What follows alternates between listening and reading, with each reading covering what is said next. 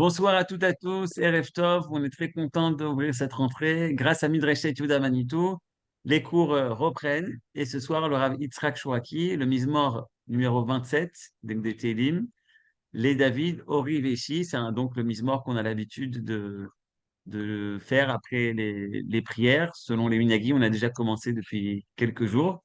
Et voilà, et c'est le Mizmor qui va nous accompagner pendant tout ce mois de Elul et même Tishri, je crois. Bechavod, Rav Shouaki. Absolument. Alors, juste une rectification, c'est les David, Hachem, Oriv et Ishri, bien entendu. Et comme vous l'avez dit, c'est le Mizmor que nous lisons pendant 40 jours, début du mois de Elul jusqu'à Yom Kippour. Certains le poursuivent d'ailleurs même jusqu'à Sukkot. Mais a priori, c'est le Mizmor des Yamim Noraïm, de toute cette période de Teshuvah. Et même si avant de commencer, l'origine de la lecture de ce Mizmor dans cette période-là est relativement tardive. Vous savez que dans les Mizmorim on a d'anciennes traditions déjà qui nous disent quels étaient les Mizmorim qui étaient lus au Beth Amikdash, quels étaient les Mizmorim qui ont été institués pour différents événements, pour différentes fêtes. Or là, c'est quelque chose de très tardif relativement. La première fois où apparaît la lecture de ce Mizmor-là pour le mois de Elul jusqu'à Yom Kippour, c'est par un disciple du Baal Shem Tov, vers la fin du XVIIIe siècle, Rabbi Shabtai Mirashkov, qui dans son Sidour de la Tefila, d'après les Kavanot du Harizal, il dit il faut lire ce Mizmor-là, et le justifie dans cette période-là en disant qu'il y a 13 fois le nom Yudke Vavke, le nom d'Hachem, et qui sont parallèles aux 13 Midot à Rachamim. Bien entendu, tout le monde connaît le Midrash qui nous dit les David Hashem Ori Veishi, Ori c'est Rosh Hashanah, Yishri c'est Yom Kippour, et là on aurait l'impression que on a un remez malgré tout, sauf qu'on va le voir dans un instant, dans le même Midrash qui nous parle justement de Rosh Hashanah et de Yom Kippour à propos de ce misement-là, on nous décrit aussi par exemple Kiryat Yamsouf, la, euh, la mer rouge, le fait d'avoir passé la mer. Alors dans ce cas-là, euh, on trouve des allusions dans le Mizmor même à ça. On l'aurait pas lu à Pessah tant qu'on y est. Alors certains ont trouvé d'autres allusions. Par exemple, il est écrit Bezot Ani Boteach. Et on dit Bezot Ani Boteach, c'est comme il est écrit Bezot Yavo Aaron et la Kodesh. Le Bezot nous rattache à Yom Kippour. D'autres genres d'allusions, Veata Yarum Roshi Aloivai Sevivotai et Vezmecha Beaolo Zivhe Teruah. On a Roshi et Zivhe Teruah qui feraient une allusion à Rosh Hashanah d'une part, et la Teruah, c'est le chauffard. Ou alors on aura encore un autre pasouk, Shema Hashem Koli Ekra, Vechoneni Va Aneni. Et on aurait Shema Hashem Koli, ça rappelle bien entendu Shema Koli, Vechoneni Vaneni, les midot Rahum Vechanun, Vaneni Anenu. On a toutes les prières des Slichot, les prières de Yom Kippour. Bien entendu, tout ça ne sont que des rébazim, des allusions qui sont tirées, qui sont profondes, qu'il faut creuser, mais qui ne sont pas la justification première du Mizmor, et je dirais qu'il explique le Mizmor dans l'ensemble. Simplement un pasouk par-ci, un pasouk par-là. D'autant plus que si on lit le texte lui-même du Mizmor, a priori, il n'a rien à voir ni avec Rosh Hashanah et Kippour, ni avec le mois de Elul, ni même avec la Teshuvah, ni même avec, je dirais, l'introspection. On va voir comment on la recherche. Ce n'est pas évident cette introspection, puisqu'a priori, c'est plutôt un Mizmor qui parle de la Midat Habitachon, la manière de l'assurance et la foi dans Akadosh Baruch Hu qui sauve David Ameller, on va en parler dans un instant, la Dvekut Bachem, le fait d'être entièrement voué, attiré et présent avec la présence d'Akadosh Baruch Hu, mais surtout, eh bien, la menace d'ennemis dont David Ameller a été délivré, la prière pour que les ennemis ne l'attaquent pas, on aurait plutôt un Mizmor qui parle de la fragilité devant les différents ennemis et la reconnaissance à Akajoru qui sauve, ou la prière pour être sauvé de ses ennemis, beaucoup plus que pour parler de la Teshuvah. Donc il faut le creuser plus profondément et on va commencer à entrevoir le Mizmor lui-même. Et je dirais, je ne fais qu'évoquer de manière générale la problématique du Mizmor. Vous allez voir dans un instant que lorsqu'on rentre dans le fond même du Mizmor, eh bien on a quelque chose de beaucoup plus difficile. J'allais dire presque, il représente, et c'est très intéressant parce que c'est un Mizmor qu'on connaît presque par cœur. On le dit de Rosh Chodesh Elul jusqu'à Yom Kippour. Parfois, on le dit tous les jours, même avant Arvit. On a donc c'est un Mizmor qui est très, très, très connu. Et parfois, dans des passages, justement parce qu'ils sont tellement connus, on le prête moins attention pour essayer de comprendre ce qui est dit, on en prend l'habitude et on ne se rend même pas compte des problématiques évidentes qui ressortent du Mizmor. Et pour le faire apparaître, je pense qu'il faut, dans la lecture du Mizmor, je ne rentrerai pas chaque mot, vous le lirez, j'imagine que vous l'avez déjà préparé mot à mot. En tout cas, dans la lecture du Mizmor, on se rend compte qu'il y a deux parties essentielles dans ce Mizmor. Et ça, c'est commence à devenir très intéressant. On lit le Mizmor, on a deux parties dans laquelle je dirais que la première manifeste justement la Midata Bitachon, la confiance de David Ameller dans Akadosh Baruch Hu. Il est conscient qu'il y a des ennemis, des gens qui lui veulent du mal, des gens nocifs, il y a peut-être même une guerre, mais il est sûr de son affaire, il a l'assurance absolue que la guerre est déjà gagnée. Il est déjà, je ne dirais pas avant que la guerre se produise, il est déjà vis-à-vis de ces menaces extérieures en train de fêter la victoire de cette guerre. Je vous dis ça de manière très simple, puisqu'il dit Im tachane alay milchama lo ira li. Si jamais il y a un camp qui vient m'attaquer, aucune crainte, mon cœur ne faillira pas, n'aura pas peur. Im takum alay milchama, bezot anivotar. Donc, il y a machane et qu'il milchama, aucun problème. Bikrov alay merim, hema kachelu. Il les voit déjà, les ennemis, ceux qui viennent l'attaquer, sont déjà en, des confitures. Et sur ce mode-là, tout le Mizmor, comment dire, est exprimé comme ça, toute cette première partie du Mizmor.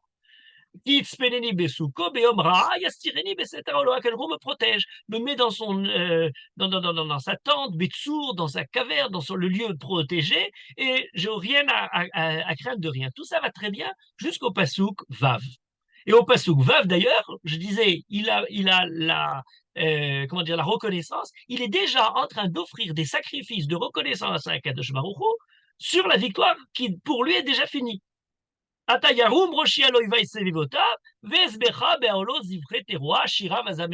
pourrait terminer le Mizmor comme ça. Voilà l'allégresse, le chant de remerciement pour Akadosh Baruch Hu, les sacrifices de reconnaissance pour justement cette guerre qui est gagnée. Ata Yarum Roshi Aloivai Sevivotai. D'ailleurs, même Akadosh Baruch Hu est évoqué à la troisième personne, comme si c'était une évidence. Il est là, il est d'une donnée parfaite. Comment dire, on ne lui parle pas directement, on n'en a pas le besoin, il est là et la victoire est déjà assurée. Qu'est-ce qu'il demande David Ameller? Une seule chose, eh ben c'est justement d'être dans cette proximité d'Akadosh Baruch Hu. Achat shalti met Hashem, ota avakesh, shivti bevet Hashem, kol yemechaya, il achazot beno abadna, il vaker vechalo. On est totalement déjà dans le rêve de David Ameller, de la fin de l'histoire, de l'accomplissement dans l'attente d'Akadosh Baruch Hu, dans le Beth Amikdash dont il rêve, et en étant en train juste simplement de bénéficier de la Noram Hashem, de voir la magnificence d'Akadosh Baruch Hu. La première partie du Mizmor est entièrement dédiée à la confiance, j'allais dire à la certitude. On fête déjà la fin des temps, la fin de l'histoire. Et quand on passe à la deuxième partie, et là, ça devient tout d'un coup très surprenant, puisque à la fracture du Pasuk Vav au Pasuk Zayin, Shema Hashem Koli Ekra Vechoneni Varaneni.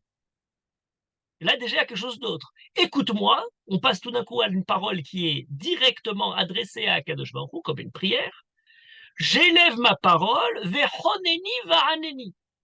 Et dans Honeni Vaneni, on a Hanoun, Rahum, Hanenu.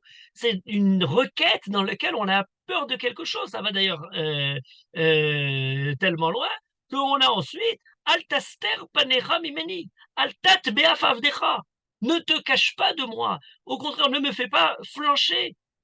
Ezrati aita altisheni ve'atazveni Elohishri. Ne m'abandonne pas.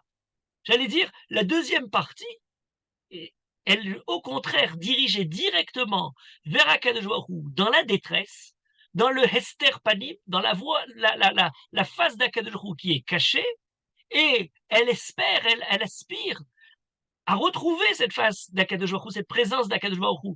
Elle remet totalement en question la sérénité, la confiance absolue de la première partie. Lorsqu'on a terminé la première partie par Ashira Vazamer al Hashem, le chant de remerciement pour Akadosh Baruch Hu, on ouvre tout d'un coup Kolié Krav et Chodili Varneni.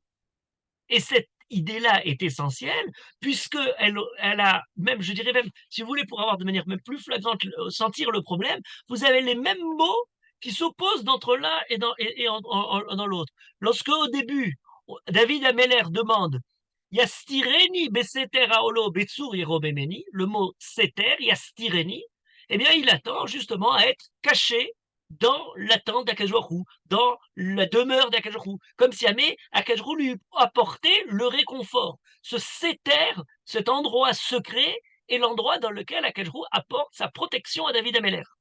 Le même mot est employé lorsqu'on passe dans la deuxième partie, Altaster panechamimeni. Tout d'un coup, le Esther n'est plus le Esther de la protection secrète de David Abeler par Akadosh Baruch Hu contre ses ennemis, mais au contraire, c'est le secret Altaster panechamimeni dans lequel Akadosh Baruch Hu reste en s'éloignant de David Ameller et en ne lui apportant pas, dans cette deuxième partie, le réconfort qu'il attend. Si dans la première partie, il nie totalement les ennemis, Mimi Efrat, Mimi Ira, Loera, Loïra Livi. Donc il n'y a vraiment aucune peur de rien. Je n'ai peur de rien, tout m'appartient, tout est gagné. La deuxième partie, elle au contraire remet en question, elle évoque, j'allais dire presque un complexe de l'abandon, de la peur d'avoir justement d'être quelque chose se détourne de lui. Altiteneni benefesh Sarah, ne me donne pas aux mains justement de mes ennemis. Presque on lirait dans cette deuxième partie du Mizmor toutes les Kélalot, le Esther Panim d'Akadosh Baruch Hu qu'on a lu dans la paracha hier, où justement on voit qu'Akadosh Baruch Hu, pour punition pour Israël, cache sa face, s'éloigne et laisse sévir la cruauté des ennemis d'Israël. Et pour terminer tout ça, ces deux parties, et pour accentuer la question, remarquez la nuance terrible entre les deux derniers psukim, et particulièrement l'avant-dernier et aussi après le dernier, mais en tout cas l'avant-dernier, par rapport au début. Lorsqu'on compare avec le début du Mizmor, où il est sûr de son Bezot Anibotéar, sûr de son affaire, confiance dans la réussite, il y a un pasouk, Yud Gimel, qui est terriblement surprenant. Après avoir dit Altiteneni benefesh Sarah, ne me livre pas aux mains de mes ennemis qui et des shekers, Hamas, des faux témoins, des gens qui essayent au contraire, médisants, qui essayent de répandre sur moi des calomnies. Donc on a affaire véritablement à, tous ses ennemis, l'animosité de ceux qui lui en veulent. Et David continue et dit lirod betuv Hashem beretz chaim. C'est un passouk très étonnant. Loulé emanti, qu'on traduit généralement, si je n'avais pas eu la emuna, l'irod betuv Hashem beretz chaim, si je n'avais pas eu la emuna, la foi, la confiance d'entrevoir malgré tout la bonté d'Akadosh Baruch Hu dans le Eretz HaChaim, on va y revenir tout à l'heure dans un instant, et puis, qu'est-ce qui se passerait si je n'avais eu cette bonté? En français, ça s'appelle une figure de rhétorique qui s'appelle une aposiopèse. On commence une phrase et on ne la termine pas. Et on laisse aux gens le soin de compléter cette phrase-là. Qu'est-ce qui se serait passé si je n'avais cru? Alors, la réponse est très simple, c'est que David n'ose même pas évoquer. Si je n'avais pas eu la confiance, l'espoir de voir Akadosh Beretz Chaim, je n'ose même pas y penser à ce qui me serait arrivé, comment j'aurais survécu à une situation pareille. Il est tellement dans le doute de la réussite qu'il n'évoque même pas ce qui se serait passé s'il n'avait pas eu cette confiance, tellement qu'il n'est pas sûr de son affaire. Rien que pour avoir un élément de comparaison, le mot loulé apparaît dans d'autres passages de Tehillim. À chaque fois où il apparaît, la deuxième partie est terrible. Loulé Hashem Azratali, Kimrat Shachena Dumanafshi. Si Akadosh Baruch Hu, tu ne m'avais pas aidé, j'aurais été totalement paralysé. Mon âme aurait été complètement détruite. Loulé Torah Techa Sharashuai, si ta Torah n'était pas un de mes délices, Azavadti Be'oni, j'aurais été complètement perdu dans l'insignifiance. Loulé Hachem, Sheayalanu, Bekum Alenu Adam, si Akadosh nous avait pas soutenus lorsque les hommes se sont levés contre nous, Azaï, toujours cette deuxième partie, Azaï, Chaim Belaonu, il nous aurait dévorés. Or ici, dans ce passage-là, on n'a pas cette deuxième partie. Loulé Emanti, si je n'avais pas eu cette foi, j'ose même pas imaginer ce qui me serait arrivé. On est totalement dans le doute. Et c'est ce point très surprenant de ce Mizmor. D'ailleurs, on est tellement dans le doute qu'alors qu'au début, il était sûr, Lolo ira, Mimi ira, Mimi Efra, de qui pourrais-je avoir peur? Eh bien, la dernière pasouk nous dit Kavé el Hachem. Il répète ça à 2 reprises. Garde ton espoir, garde espoir à Kajorou. Alors, on reste sur une note d'attente de l'espoir, mais elle manifeste par justement cette répétition du Kavé el Hachem, Kavé à 2 reprises, qu'on est dans une situation où on doute tellement. Lorsqu'on a besoin de répéter Kavé, Kavé, c'est que la situation est au bord du désespoir. C'est qu'on a justement, si on n'avait pas cette injonction à garder malgré tout son espoir, eh bien la situation semble être perdue.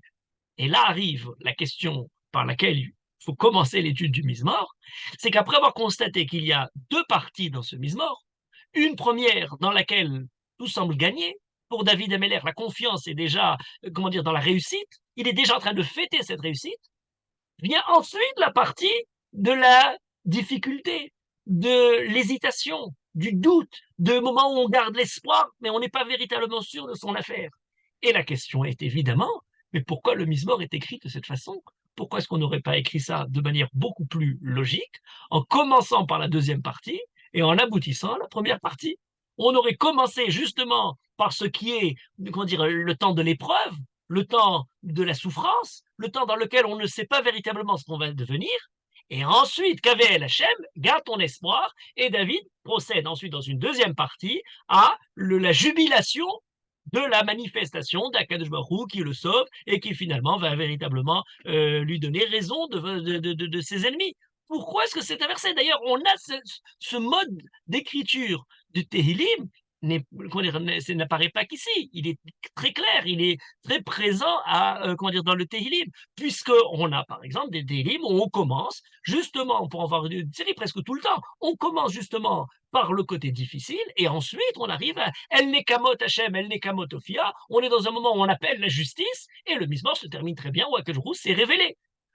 Les mismorim du Hallel sont très fréquents. Lorsqu'on commence, on dit Eudou Lashem Kitov Kilam Chasdo, Mina Metzar Karatia, Anani Bamechavia. Toute la description du Mizmor, c'est Mina Metzar, on décrit tout les douleurs, c'est Vavouni, tous les ennemis, etc. Et enfin, à la fin, c'est Ayom Asachem, la Gila Venis Mechabo, la Gila, on est dans toute la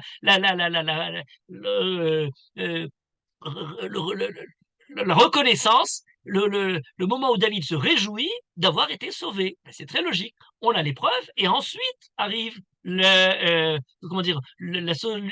solution justement du problème. Comment commencer par la solution et ensuite aboutir au moment justement de la question du doute de ce moment-là. Disons comme ça, les 2 parties évoquent 2 moments, 2 états d'âme, je dirais, de la vie de l'homme qui sont très présents. Le premier, et qui peut se révéler d'ailleurs à la fois dans un moment de difficulté ou dans un moment de bonheur, c'est le moment de la sérénité, de la certitude, même lorsque parfois arrive l'épreuve, à une foi inébranlable dans Akadosh Baruch Hu.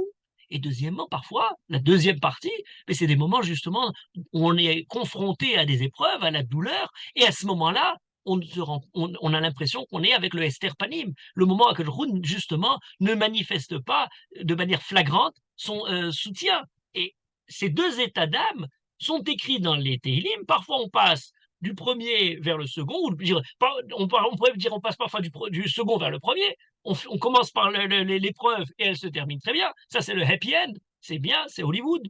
Tout va très bien, finalement. L'histoire se termine très bien. Mais trop souvent, et peut-être d'une manière essentielle de la vie, on passe comme ce Mizmor-là de Tehillim, de l'époque sereine et heureuse au moment où on reste justement avec le moment de la douleur de l'épreuve. Et d'ailleurs, je disais tout à l'heure, lorsque David s'exprime, Hachem Orivéché, Mimira, de qui pourrais-je avoir peur, Hachem Osraya, Mimi Ephrat, j'ai peur de rien, etc. On a un peu l'impression d'entendre la certitude fanfaronne d'un enfant qui sait que son père est là pour le défendre, pour le protéger. Il a la confiance de l'enfance, dans lequel on sait que tout ira bien, finalement, malgré tous les petits aléas de la vie, il y a quand même cette certitude.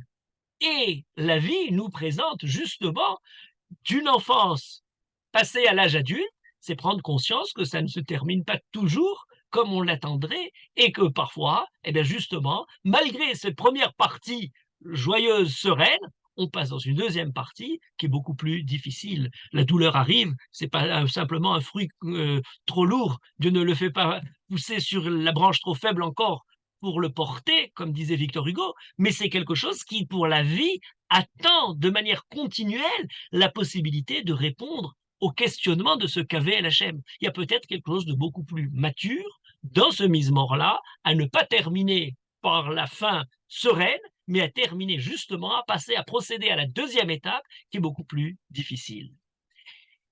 Et en présentant ce plan-là du mise-mort, on a déjà quelque chose d'essentiel dans notre lecture de la Avoda du mois de Elul et de Rosh Hashanah et de Yom Kippur.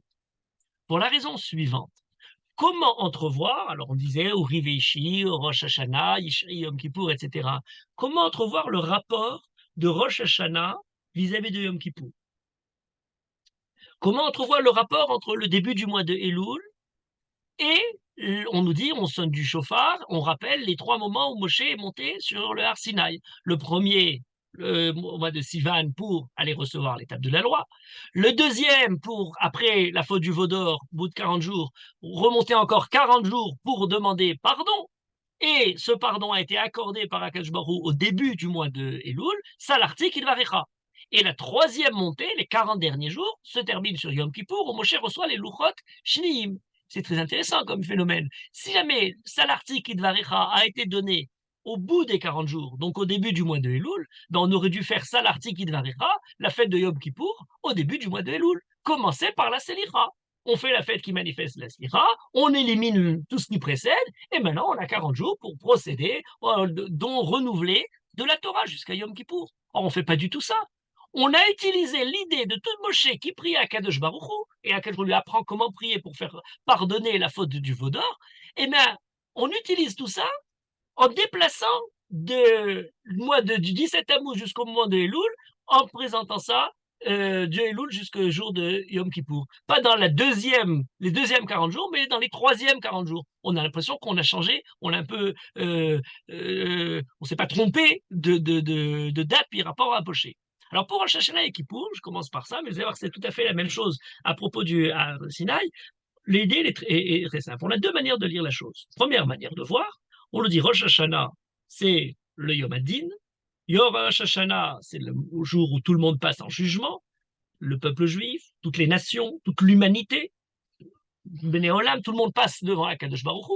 On est dans ce jugement du monde, et ensuite, une fois qu'on est passé en jugement, il y a quand même des restes, on n'a pas peut-être véritablement bien fini cette affaire, on arrive à Yom Kippour, qui est le jour de la Kapara, le jour de la Selicha, le Chol Bishgaga, on passe du côté de Midat ad-Din, le jour de Rosh Hashanah, au Midat HaRachamim, d'une certaine manière, au Hesed, à la Kula, au moment où on n'est plus, comment dire, Akadosh Baruch Hu est plus clément, et dit si vous venez, vous faites Yom Kippour et tout ça, eh ben, vous passez tous ensemble dans la Kapara du jour de Yom Kippour. Donc cette idée de Kapara semblerait terminer de manière positive le malar, le processus de Rosh Hashanah et de Yom Kippour. Ce serait la lecture qui commence par la deuxième partie du Mizmor, la difficulté, la lutte, on n'est pas sûr de notre affaire au moment de Rosh Hashanah, et ensuite on arrive à Yom Kippour, on dit ça va, Akadosh Baruch Hu va nous aider, on retomberait sur la dernière partie, et le jour de Yom Kippour est un jour de Simcha, lorsque la Kapara a été obtenue, le Kohen Gadol fait un jour de Simcha, l'école Oava, etc. On obtient la Simcha, on a ensuite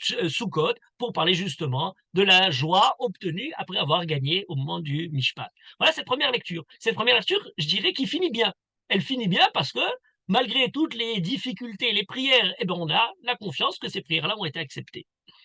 Mais il y a une deuxième lecture totalement opposée. Dans cette deuxième lecture, lorsqu'on commence Rosh Hashanah, ben on ne parle aucun problème justement de faute, de péché. On n'a pas de vidouïm toute la journée de Rosh Hashanah.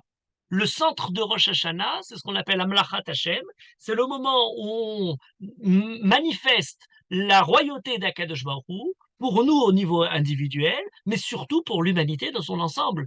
Et on rappelle la création du monde, la création de l'homme surtout, la création, toute l'histoire presque, du début de l'histoire jusqu'à la fin de l'histoire, en reconnaissant l'autorité, la haute présence d'Akadosh Baruch Hu pour le monde, dans des décisions, dans tout ce qu'il va faire pour l'année qui va venir. Et on n'évoque pas le plus dur de toute cette affaire, eh ben c'est justement les vidouïm, c'est justement les problèmes, c'est justement les choses sur lesquelles on est en train de rendre justice. On s'attendrait que s'il faut, au contraire, plaider notre cause au niveau personnel, ben c'est à Rosh Hashanah qu'il faut le faire.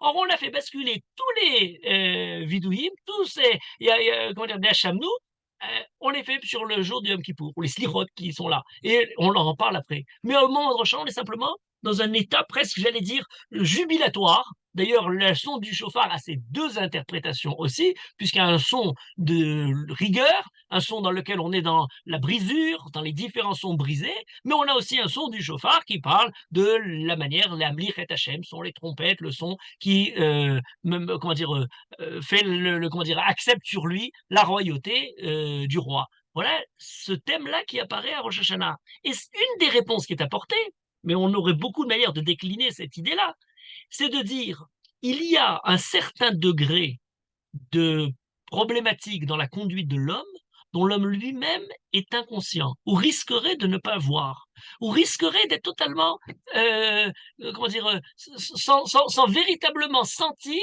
le degré de la faute qu'il a commise.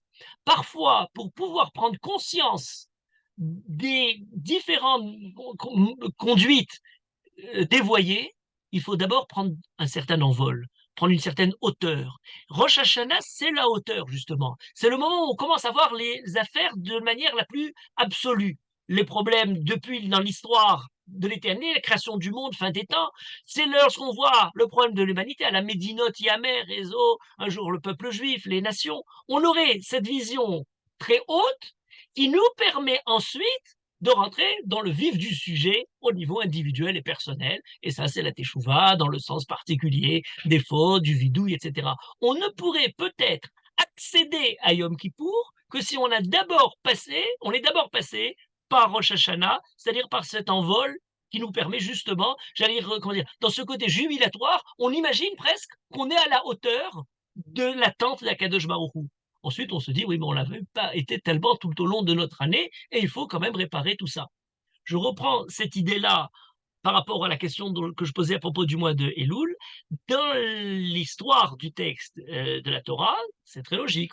On reçoit une première fois l'étape de la loi, il y a une faute du veau d'or, Moshe demande la capara, il monte et Akadosh lui dit, ça l'article j'ai pardonné. Et donc, suite à tout ça, on a une deuxième fois l'étape de la loi. Il y a quelque chose de cohérent. Mais dans la façon de présenter la troisième période, du début du Rosh Chodesh Elul jusqu'à Yom Kippour, ces 40 derniers jours, comme étant ceux qui manifestent la teshuva de manière essentielle, peut-être pour pouvoir commencer à accéder à la teshuva, il faut d'abord entendre Salarti Kidvarecha. Voilà, faisons comme si jamais tout allait pour le mieux. Eh bien, c'est en reprenant conscience de soi-même sous la base de Salarti Kidvarecha qu'on se rend compte comme on en a été loin tout au long de l'année et qu'on prend conscience de tout ce qu'il reste à réparer. Lorsqu'on est soi-même embourbé dans toutes les conduites de l'année qui ne sont pas à la hauteur de l'attente d'Akadosh Baruch Hu, on a peut-être du mal à entrevoir la nécessité de la teshuva sur toutes nos différentes conduites. La preuve d'ailleurs, c'est qu'on va immédiatement finir Kippour et l'année va reprendre avec ses habitudes, son quotidien et ses différentes faiblesses dans notre conduite.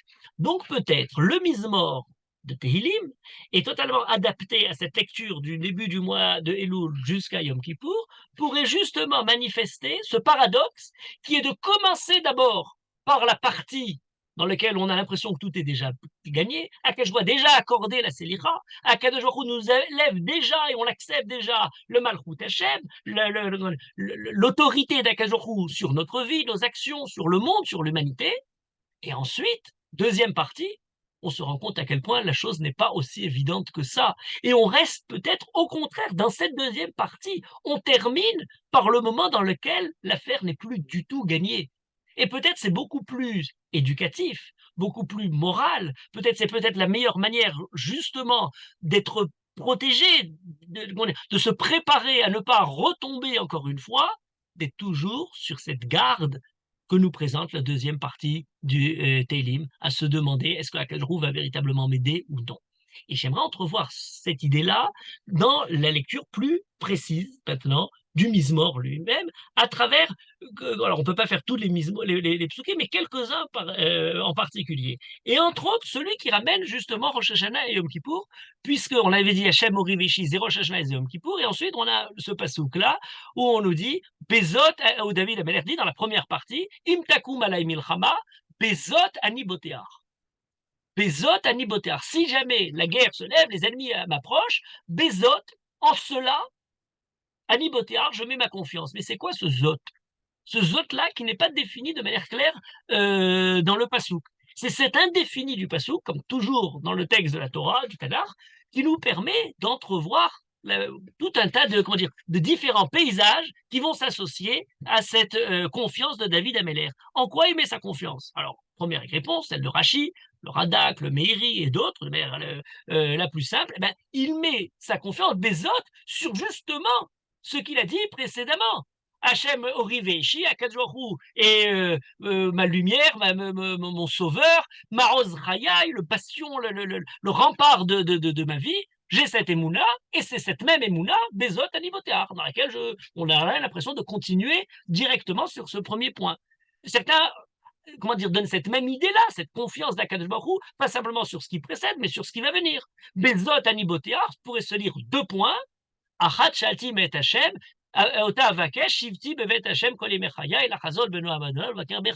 sur quoi je mets ma confiance? Sur cette certitude personnelle que je n'ai profondément en moi qu'une seule aspiration, c'est d'être dans la présence, dans la lumière d'Akadosh Baruch Hu, Bevet Hashem, dans sa maison, pour comment dire, le servir, pour étudier la Torah. Donc, le Bézot ne serait pas ce qui a précédé, Hachem Aozrayai ou Révishri, mais ce que David est sûr de lui-même, mais toujours dans l'idée de la présence d'Akadosh Baruch Hu. Et c'est de cette manière-là qu'on pourrait dire, le Malbim poursuit toujours cette direction dans son commentaire, en disant, c'est quoi ce Bézot? C'est lié à, comment dire, une fameuse tradition, le Rambam dans le Moreh Nevuchim en a, comment dire, parlé longuement en disant la Hashgacha, la Dvekut Bachem, la Hashgacha dépend de la Dvekut Bachem. En fonction de l'adhésion qu'on a à Akadosh Baruch Hu, eh bien, Akadosh Baruch Hu a plus ou moins, justement, de manifestations se révèle à nous. Donc, ce rapport entre les deux, c'est ce que dirait David, d'après le Malbim, dans ce passage-là, Bezot Anibotear. Puisque j'ai tellement l'aspiration de m'asseoir dans la maison d'Akadosh Baruch Hu, j'ai confiance qu'Akadosh Baruch Hu rendra cette aspiration-là et me sauvera dans ce moment difficile. Donc, j'ai aucune peur de la difficulté. Voilà. D'ailleurs, on l'a lu dans la paracha hier, Al-Kien et le Bekirbi. Pourquoi est-ce que m'arrivent tous ces malheurs-là? Eh bien, bonjour, tu te rends compte pourquoi les malheurs arrivent, c'est simplement l'absence, le vide que tu as fait de la présence d'Akadosh Baruch Hu. Si Akadosh Baruch Hu était présent dans ta vie, eh bien, nécessairement, le malheur serait repoussé. Voilà cette première lecture qui semblerait très, comment dire, toujours dans la première partie, sereine, confiante. Voilà, je sais que j'ai le cœur pur et donc j'ai aucun doute à avoir sur Akadosh Baruch Hu. On est dans le Zot, je dirais qu'il reste encore dans le Pshat, c'est-à-dire dans la lecture continue du Passouk. Mais le Midrash, notamment Midrash Vaikra Rabbah, sur la paracha de Yom Kippour, nous donne d'autres sens. Il nous dit Bezot, et oui, mais Bezot qui est écrit ici, c'est le même Bezot qui était évoqué dans le service, la Voda de Yom Kippour, au temple, où il écrit Bezot Yavo Aharon El Kodesh. Voilà la façon pour Aaron de procéder le jour de Kippour des korbanot qu'on amène au Beth Amikdash. Et donc, lorsqu'on a le Bezot ici, il fait référence de Tehilim à ce qui est écrit dans la Torah. C'est quoi Bezot Anibotear? Eh bien, justement, sur la Voda de Yom Kippour. J'ai confiance, je sais que la Voda de Yom Kippour va être acceptée, puisqu'écrit Bezot Yavo Aaron. Je fais confiance qu'Akajrou va. J'ai la procédure pour y arriver. On se resterait dans, justement, cette lecture de Yom Kippour. Or, et c'est là où ça devient très original, c'est que, suite à cette lecture, le Midrash nous propose tout un tas d'autres compréhensions de ce Bezot qui n'ont plus rien à voir avec Yom Kippour. Et notamment, je l'évoquais en ouvrant tout à l'heure le début du cours, eh bien, Rabbi Eliezer, par exemple, nous dit, ce pasouk, Bezot, parle d'autre chose, il parle de la Kiryat Yamsouf, du passage de la mer Rouge. Bezot, dans ce que tu nous as sauvés et tu nous as donné, comment dire, confiance dans ce moment de détresse, au moment où on se semblerait perdu devant la mer Rouge, il est écrit Hachem ilachem lachem ve'atem tacharishum. Vous allez, Hachem va lutter pour vous et vous attendez voir la victoire menée par Akadosh Baruch Hu. Eh bien, c'est Bezot, David Ameler l'évoque. Bezot Anibotéar, puisqu'Akadosh l'a dit, eh bien je continue à le penser maintenant, aujourd'hui, pas sur la mer Rouge, mais sur les différents ennemis de David Améler. Certains ont rajouté en disant, la Shira commence à Zachir Moshe et Ashira Hazot. Hazot, c'est encore ce Bezot, ce remerciement de Moshe dans la présence d'Akadosh au moment de la mer. Très intéressant. Sauf que pour David Ameller, c'est pas aussi évident que ça, parce que ça donnerait une certaine teinte, une certaine nuance à ce passage-là, qui n'est pas, qui a sa place, mais qui n'est pas, comprend pas tout le passage de David Ameller. Dans le moment où le Kadosh Baruch Hu fait la guerre pour le peuple juif sur la mer Rouge, s'occupe des Égyptiens, il y a la confiance dans Akadosh Baruch Hu, mais il semblerait que le peuple juif, Tatem Tacharishun, certains traduisent en disant vous êtes muets, vous laissez faire Akadosh Baruch Hu, ce qui n'est pas exact, parce que le Tacharishun n'est pas simplement dans la passivité devant la guerre qu'Akadosh Baruch Hu mène, mais dans le Tacharishun, il y a l'idée de ruminer, de préparer comment on va réagir lorsqu'Akadosh Baruch Hu va dire, non, c'est à vous de rentrer en jeu. Le Tacharishun n'est pas simplement l'attente, le Tacharishun est le moment dans lequel vous ne faites pas encore quelque chose, mais il y a le encore parce que vous vous préparez à agir au moment où vous devrez agir. Au moment que je dois dire, bon là maintenant, passez, c'est le moment de franchir la mer, c'est au moment de participer à cette délivrance-là. C'est important, pas simplement pour cette lecture de Taharishun, mais malgré tout, pour David Ameller, c'est un peu problématique parce qu'on lirait Bezot Anibotéar comme si David Ameller, dans cette première partie, lu en étant Bezot le passage de la mer Rouge, ne serait là qu'à attendre qu'Akadosh le sauve. Or, on sait que s'il y a, et peut-être, comment dire, de façon la plus paradoxale, faible, plus jeune, quelqu'un qui ne reste pas dans l'expectative, qui ne reste pas à attendre simplement qu'Akadosh Baruch agisse pour lui, mais qui prend les armes, qui lutte, même lorsqu'on ne lui a pas demandé, eh ben c'est bien David Ameller. Et donc David Ameller, ce Bezot Anibotéar, alors on pourrait se demander à quel moment de sa vie, tout à l'heure on va en dire un mot peut-être, mais en tout cas David Ameller n'est pas simplement celui qui est simplement à regarder le miracle accompli par quelque chose dans la guerre. Et c'est l'opinion qui suit, après ça le Rabbi Eliezer, on a Rabbi Shmuel, Bar Nachmani, qui dit non, ce passage-là n'évoque pas la mer Rouge, mais évoque les Pélishtim. Alors, les Pélishtim, c'est tout à fait autre chose. Les Pélishtim, c'est David et Goliath, c'est justement la guerre. Et la guerre dans laquelle, même lorsqu'on ne l'attend pas, David est là partant pour aller sauver la situation. Et pourquoi on l'associerait maintenant les Pélishtim? Eh bien parce que c'est le passage qui est écrit Vezot li Yehuda vayomar. Lorsqu'il y a la Beracha qui est transmise à Yehuda, eh bien on commence la Beracha en disant Vezot li Yehuda. Vezot li Yehuda, voilà ce Zot. Ce Zot, c'est l'affirmation, l'assurance, la promesse pour Yehuda d'avoir le Malchut. Et David Ameller, représentant du Malchut, celui qui va justement voir la royauté, dit Bezot Anibotéar. Je sais que le fait de sauver le peuple juif, d'être à la tête, de recevoir le royaume, est quelque chose qui est déjà Vezot Liouda. J'en ai confiance totale. Et dans cette façon-là, eh bien, c'est plus Akadosh tout seul qui lutte, mais c'est la présence de l'homme à ses côtés, et c'est David Ameller qui va lutter contre les Pélishtim, donc contre Goliath, et ensuite les guerres des Pélishtim, mais en disant je suis partant avec Akadosh Baruch pour la guerre. Vous voyez déjà, c'est plus simplement une confiance passive, il y a une conscience active. Troisième position qui évoque encore ce Bézot au-delà de Yom Kippour. Rabbi Yehoshua, Patar Kariel, évoque explique ce pasouk-là, Amalekim. Alors là, Malikim, c'est un peu différent. On dirait, bon, David, il est affaire, il y a les Pélishtim, déjà avec Shaoul, ensuite il y a les Amalekim, etc. Alors les Amalekim, c'est plus particulier, il y a quelque chose de très intéressant sur cette histoire. Tziklag, les Amalekim sont attaqués, ils ont pris du butin, ils ont pris surtout des prisonniers, des prisonnières en particulier, les femmes et les filles qui n'avaient pas été, qui étaient restées dans le camp. David leur court après, et au moment de la guerre contre les Amalekim, il y a tout un, comment dire, en combien de temps ça se déroule, une nuit, un jour, une nuit encore. Le troisième matin, la guerre est gagnée. Et on a ce Bézot, d'après l'opinion de Rabbi Yehoshua, qui dit c'est David Ameller qui voit sa royauté comme la lutte contre les Amalekim. Oui, mais quelle différence entre les Amalekim et Goliath? C'est David qui a la victoire. Sauf qu'il y a une différence. La différence est très intéressante pour la lutte qu'on a contre Amalek, et ça commence, je dirais, presque déjà un peu dans la Torah, avec Abraham avant Amalek, avec Moshe à propos de la guerre contre Amalek. Et tout au long de l'histoire, on le retrouvera après à Purim avec Esther. Amalek, il y a toujours une première partie dans laquelle on n'est pas simplement dans la passivité, mais on est dans le drame. Il y a une attaque d'Amalek et Amalek a victoire dans un premier temps. Hein, Abraham suit pour essayer de récupérer ensuite l'autre.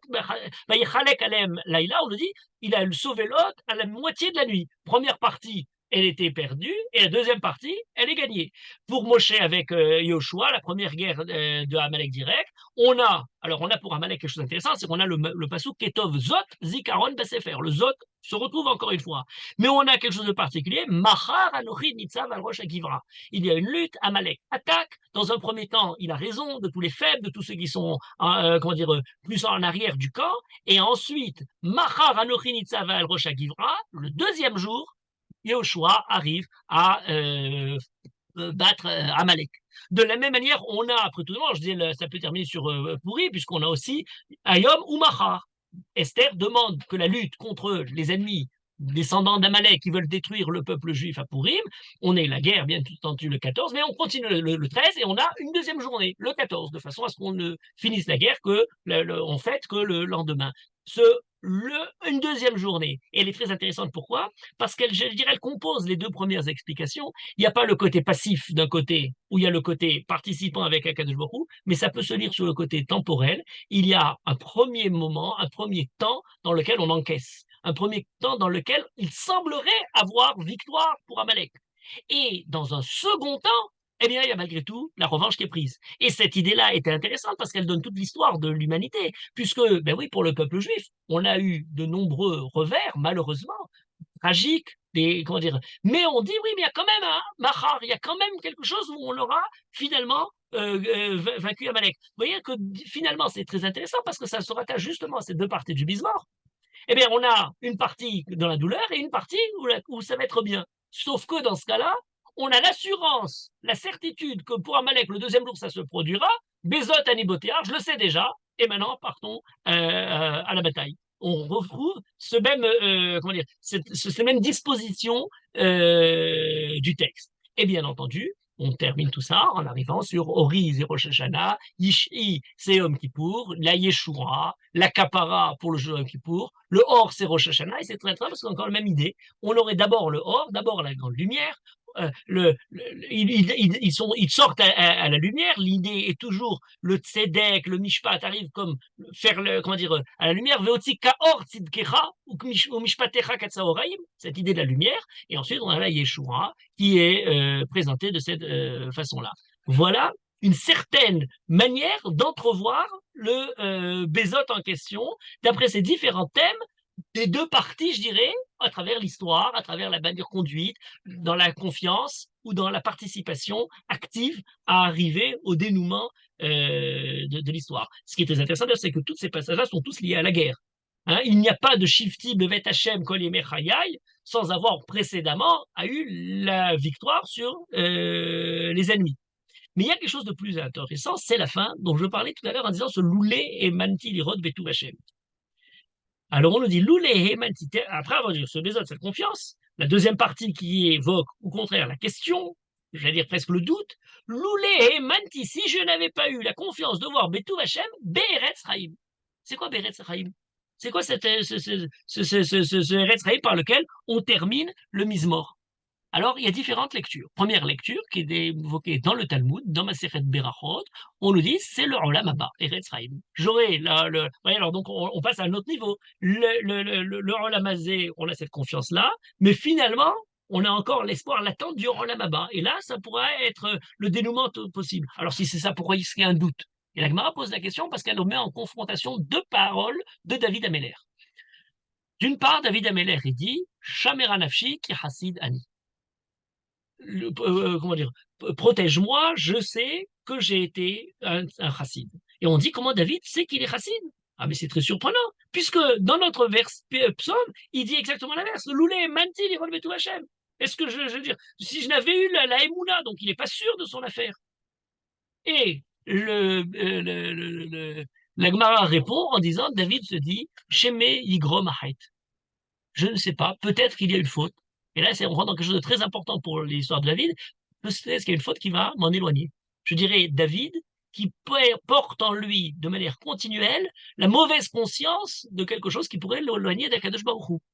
Alors on dit non, David, au contraire, il manifeste le Sahar pour les tzadikim, les relatifs de Lavo, mais lui, Ani et ni Odea, il ne sait pas si jamais j'aurai le Sahar parmi les tzadikim ou non. Très intéressant, sauf que toute cette lecture-là repousse ça dans un temps ultime, le Olam Haba, à venir. Parfois, on pourrait dire, évoquer cette délivrance, ce Or Hashem Beretz Raïm, eh ben, ce serait au contraire manifester comment dire, le désespoir absolu. Il n'y a pas dans ce Or Lamazé la confiance dans la Kadosh Baruch Hu, et peut-être dans le Lamaba. Ça terminerait la deuxième partie du Mizmor de manière encore plus violente, encore plus comment dire, incertaine que nous l'avions présentée. Pourtant, c'est une première explication, ou alors dire non, c'est pas incertaine, mais c'est incertain quant à son mérite pour David lui-même, chez Meigrom Achet. Les Metsudot de David disent non, Eretz Chaim, c'est le Olam Hazé aussi, c'est la terre des vivants, donc c'est dans ce monde-là.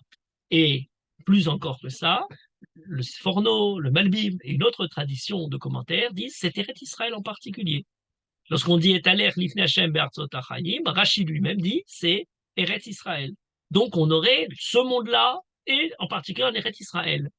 Et certains ont dit, eh bien, peut-être que ce Mizmor-là, du coup, est adapté pour la vie de David Améler à un moment bien particulier, c'est lorsque David fuit devant Absalom.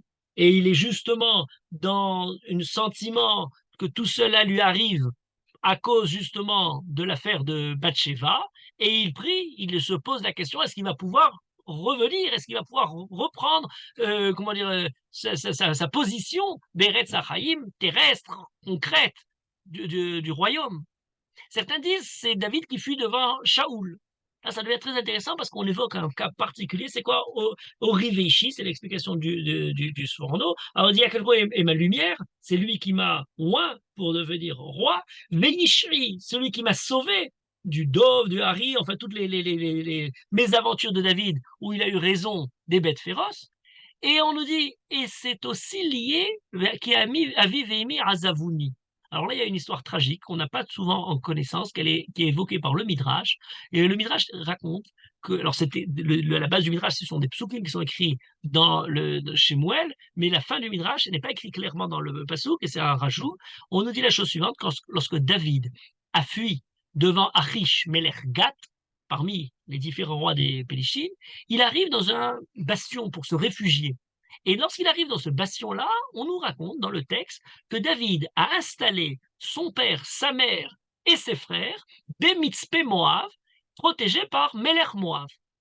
David n'était pas seul poursuivi par Shaoul Améler, toute sa famille était en danger, puisque c'est la famille, aux yeux de Shaoul, de celui qui se révolte contre lui. Et donc, pour protéger sa famille, David a recours à la confiance, voilà, la confiance qui est mise dans le roi de Moab pour protéger son père, sa mère et ses frères. Jusque-là, c'est ce que dit le texte, sans plus. Or, la fin de cette histoire est tragique, c'est que le Midrash nous dit que le roi de Moab a tué le père, la mère et les frères de David, sauf un, Elihu, qui est évoqué ensuite dans Divrei Yamim. Alors on dit pourquoi il est évoqué, parce que c'est le seul qui a réussi à s'enfuir et à être sauvé. Alors, une histoire terrible. On n'avait pas entendu, dans le texte lui-même, cette histoire, la fin des parents de David, d'Ishaï. Et on nous dit non, ceux-là ont été tués par Molav, d'après ce Midrash-là, le Midrash Tanhuma, sur la paracha de Vayera. C'est très intéressant. Lorsqu'il dit Yazov, Ish et Aviv et Timo, lorsqu'il est là en train de quitter son père et sa mère, Aviv et Azavouni, est-ce que David ne porte pas en lui tout au long de sa vie le sentiment que sa présence, sa vocation, sa mission, qui a entraîné la poursuite de Shaoul contre lui, avait provoqué, lui, par la confiance qu'il a mis dans Melech Moav, eh bien, justement, la raison de la mort de ses parents. Et peut-être David Améler porte en lui cette mauvaise conscience, ce serait quelque chose de terrible. On évoquait tout à l'heure ce qui est le plus clair, en général, on l'évoque, l'histoire de Bathsheba, mais là, il y a quelque chose de tragique dans la vie où il n'y a aucune responsabilité profonde, sinon la confiance mise dans les nations qui semblent parfois présenter un aspect beaucoup plus pacifique, mais qui le cache derrière finalement ce double jeu. Entre parenthèses, il a été recueilli, ce Eliou, le seul frère qui a fui, par Melech Amon, Nahash, et on a toute une conduite de David pour justement avoir sauvé le frère. Vous voyez que lorsqu'on est loulé he manti lirod betuv Hashem, si David se demande est-ce que véritablement je suis parmi les tzadikim, c'est tout à son honneur, c'est qu'il porte en lui toute une histoire qui n'est pas aussi claire que ça, dans laquelle il a de quoi, je veux dire, se dire, mais est-ce que j'étais responsable à tel moment, à telle étape, à tel sujet? Voilà ce qui serait dans ce loulé, mais ça va encore plus loin que ça. Parce que dans le texte de la Massora, le mot loulé est ponctué. On a certains passages de la Torah et du Tanakh, on rentre ici, où sur les lettres, dans le texte de Massora, il y a des points qui sont rajoutés au-dessus, qui ne sont pas des voyelles, qui n'expliquent pas la façon de lire le texte, mais qui ont l'idée suivante. On ponctue des mots pour nous dire que ces mots doivent être effacés, doivent être changés. On ne peut pas toucher au texte, donc on le laisse tel qu'il est, mais on met des points pour dire c'est pas vraiment ce qui est écrit là-bas. Il faut le lire différemment de ce qui se passe. Et donc, lorsqu'on présente dans la Gemara, dans Maseret Brachot, entre parenthèses, c'est sur ce loulé, lamed vav, lamed aleph qui est ponctué, que certains lisent le Remez du mois de Elul, Aleph, Lamed, Vav, Lamed, dans l'autre sens. On dit c'est ponctué justement pour parler de tout cette, comment dire, ces travails, ces tempêtes dans un crâne intérieur qui se déroulent dans les moments de la Teshuvah, dans l'aventure de la Teshuvah. Mais en tout cas, pour revenir sur la Gemara, alors on nous dit David Ameller, justement, et doute, n'est pas sûr d'arriver en Olam Haba, et là, le texte dit non, c'est pas Loulé, il pose pas la question. Et si, en s'interrogeant, il faut lire Loulé comme s'il est écrit Lo emanti. Lo emanti, en le gardant le Loulé, ça peut être Lo avec un Vav ou le Lo avec un Aleph, qui veut dire Lo emanti l'irod betu Hashem, pour lui j'aspire, ou alors Lo je n'aspire pas, c'est la négation. Et donc en fait, le Maharsha explique sur Gemara dans Maseret Brachot que ça veut dire Lo emanti l'irod. Vous voyez, on était dans le doute, là on est dans la certitude. David, au contraire, comment dire, et totalement, c'est le désespoir absolu. Ou alors, il me semble qu'on pourrait lire de l'autre façon, c'est puisqu'il y a le loup, l'olé, le lot avec un vav ou le lot avec un aleph. Le lot avec un aleph pris séparément, c'est je ne crois pas, mais loup et manti serait aussi un loup de l'espoir. Allez, vaille! Si seulement ça pouvait être comme ça, si Akadosh Baruch Hu, justement, pouvait donner raison à cette confiance, ou et manti l'irod betuv Hashem, que je pourrais véritablement voir la lumière d'Akadosh Baruch Hu. Il y a une autre lecture dans le Minchad Shai, alors là on rentre dans les détails de la ponctualisation du texte de la Massora, et il y a une autre tradition encore, c'est pas qu'on met des points sur toutes les lettres, il y a des points en haut et en bas du mot, sauf pour la lettre Vav, où il y a des points qu'en haut et pas en bas. Donc on a toutes les lettres qui restent, mais la lettre Vav, elle est accentuée sur le haut et pas sur le bas. Pourquoi? Alors quand on l'accentue sur le haut et pas le bas, c'est qu'au lieu de la lire sous un Vav, eh bien on garderait que la moitié du Vav, donc ce serait comme un Yud, et le bas n'existe plus. Et il faudrait essayer de lire ça, pas lo et manti, je n'ai pas la confiance dans la Baruch Hu, mais Lamed Yud, li lo et manti. Vous voyez la licence que prend le texte, comment dire, le commentaire des Chachamim pour essayer de trouver sur le même mot toutes les différentes modalités de la conscience intérieure à David Amelech. Lilo et Manti, je n'ai pas mis ma confiance en moi. J'ai confiance absolue en Akadosh Baruch Hu. Mais si l'histoire tourne mal, c'est pas Akadosh Baruch Hu qui est mis sur la sellette, c'est moi qui ne suis pas à la hauteur d'Akadosh Baruch Hu. Voilà, le Mizmor se termine dans cet élément-là, et c'est très important. Parce que, ayant dit ça, on a, j'allais dire, presque le centre de toute la Teshuvah qui est présent.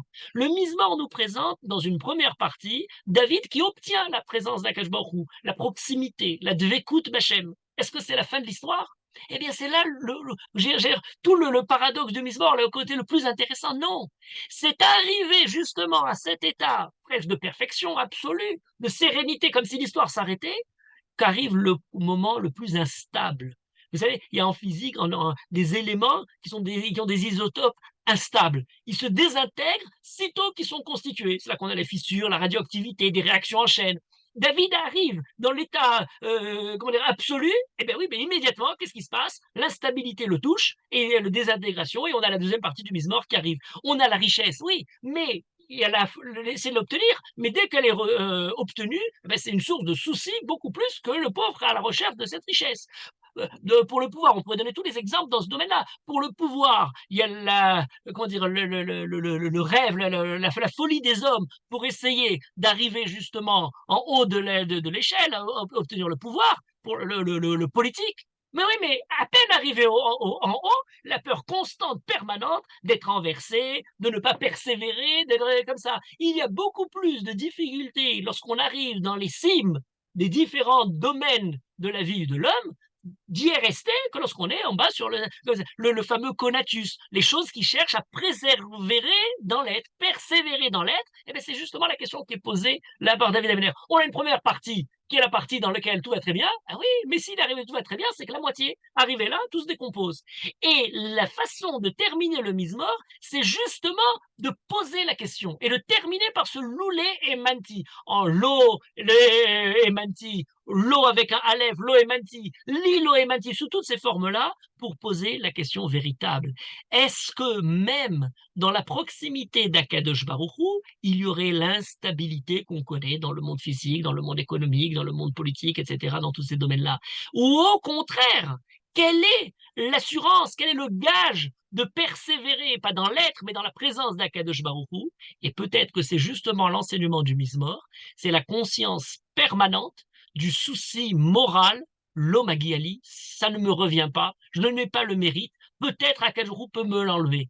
La certitude de David Ameller de pouvoir rester, c'est le fait de percevoir tout au long de sa vie qu'il n'en est pas méritant. Ne pas mériter la chose, c'est justement le gage le plus important pour être à la hauteur de recevoir la lumière d'Akadosh Baruch Hu. D'une certaine manière, c'est entrevoir sa relation avec Akadosh Baruch Hu parce qu'elle n'est pas close, parce qu'elle n'est pas aboutie, parce qu'elle est toujours en train de se poser la question, eh bien d'avoir l'assurance qu'elle continuera à l'être, qu'elle peut développer à travers ça peut-être des dimensions beaucoup plus hautes que celles qu'on aurait pu imaginer dans un état stable et terminé.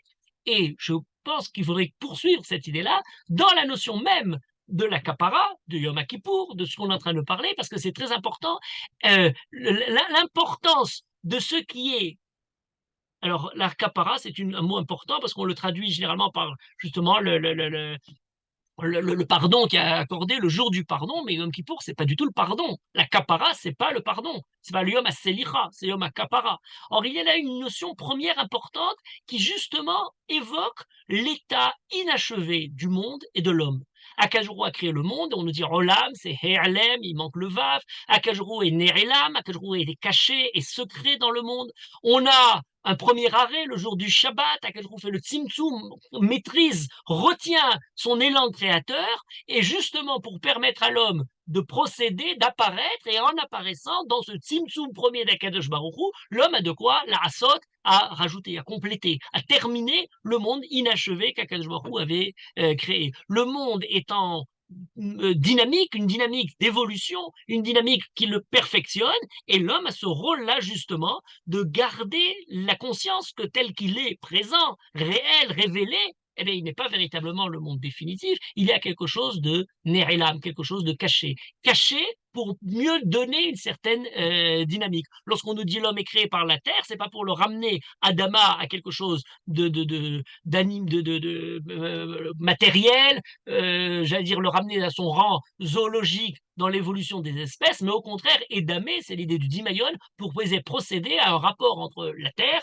et édamer la Elion à quelque chose de plus haut que ça. Lorsque Moshe et les Israël créent le Ohel Moed, le Mishkan, il y a une tente dans laquelle tout est secret, caché, il n'y a presque pas de lumière quand on rentre dans le Kodesh HaKodashim. Lorsqu'on rentre le Kohen Gadol le jour de Yom Kippour, c'est parce que c'est caché qu'il y a possibilité de continuer à recevoir quelque chose de plus grand, de pouvoir perfectionner ce qui n'est pas donné tel que son apparence extérieure nous est donnée. Toute l'idée juive de la Tzni'ut, c'est de dire il y a plus que ce qui se voit, il y a plus que ce qui est révélé, il y a plus que la façade, il y a plus que simplement la façon de déterminer les choses par leur apparence extérieure des sens.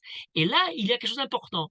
Pour pouvoir déceler ce qu'il y a de plus profond, il faut voir un peu moins. C'est l'idée d'Abraham Avinu, l'Ech Lecha Mertzecha, etc. Elle arrête à Gérard, tu la vois pas. La terre n'est pas encore visible. On se demande, étant arrivé en Israël, qu'est-ce qu'Abraham voit? Alors il voit, il passe dans tous les chemins. Il y a toujours quelque chose à voir. On n'a pas encore arrivé véritablement à voir. On arrive, quand Abraham va vers le Har Moria, il y a certains qui voient, certains qui ne voient pas. On est en Eretz Israël, ben vous voyez, alors tout le monde ne voit pas. Il faut voir. Il y a quelque chose comment dire, qui n'est pas clair, qui n'est pas révélé pour tout le monde. Et c'est là qu'arrive l'idée de la capara. Quelle est l'idée de la capara? C'est justement de ne pas accepter la détermination de l'action définitivement, telle qu'elle apparaît. On met un peu en attente l'apparence de ce qui s'est produit pour dire il peut y avoir plus que ça. L'idée de capara est très importante, et puis le mot même de la capara est très important, puisque de quoi s'agit-il? Il s'agit de les rapper, c'est recouvrir quelque chose. Il ne s'agit pas d'effacer. C'est la grande différence entre la kapara et la tahara, ou lorsqu'on efface complètement tout. Il y a beaucoup de passages qui sont sur ce thème-là. Il y a quelque chose qui est encore présent, mais qu'on a recouvert. Et ça, c'est toute l'idée, j'allais dire, du korban. On doit retenir quelque chose, cacher quelque chose, et c'est parce qu'on le cache qu'on a la possibilité de le faire son tikkun, de l'améliorer. Prenez l'idée du korban. Qu'est-ce que c'est que le korban? Alors, on dit le korban, c'est pas, je veux dire, le sacrifice, ça n'a rien à voir avec le sacrifice qui vient du sacré. Le korban, c'est la kirva, c'est la proximité, au contraire. C'est lorsqu'on approche quelque chose d'Akadosh Baruch Hu. Le sacré étant ce qui est séparé, au contraire. Ce sont deux racines totalement, deux réflexions totalement différentes. La réflexion juive, korban, kirva, et alors l'autre idée du korban, l'idée du sacrifice, c'est qui est mise à l'écart. Mais ce qu'on a dans l'idée du korban, cette proximité d'Akadosh Baruch Hu, elle est obtenue effectivement par quoi? Par le fait de l'éakriv, de donner quelque chose, de se séparer de quelque chose. Séparer de ma propriété, séparer de mon argent, séparer de moi-même de quelque chose. Le fait de se maîtriser, le fait de retenir quelque chose est ce qui permet de procéder à plus que soi-même, c'est d'approcher Akadosh Baruch Hu. Ce qui semblerait pour moi être une perte, ce qui semblerait pour moi être quelque chose dans lequel j'ai un manque, je suis arrivé justement à ce manque-là, je suis dans l'épreuve, je suis dans le moment dans lequel où j'accepte le moment où quelque chose m'est retiré, on dit oui, c'est très juste, mais là on rentre dans le tzimtzum, et ce tzimtzum personnel permet de donner la place,